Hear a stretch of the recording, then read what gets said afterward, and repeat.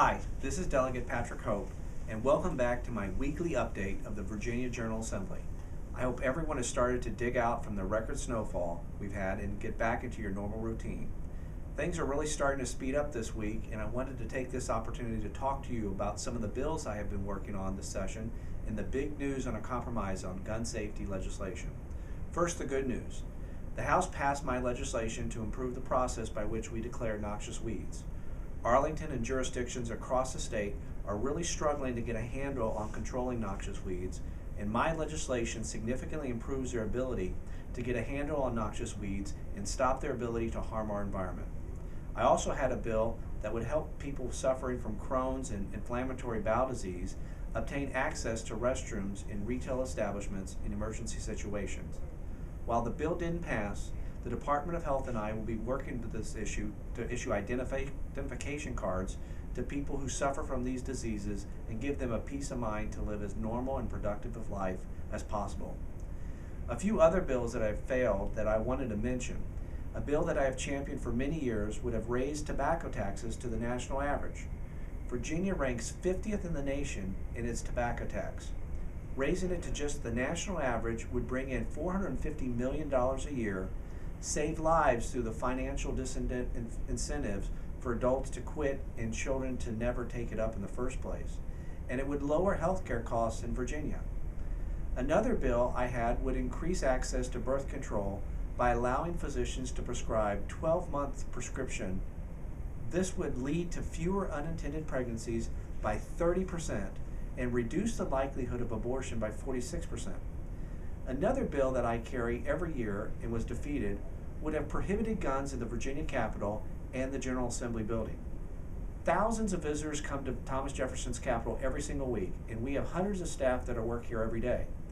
In the news, we hear about the growing number of gun violence tragedies almost on a monthly basis, and I want the legislation to take proactive and take precautions.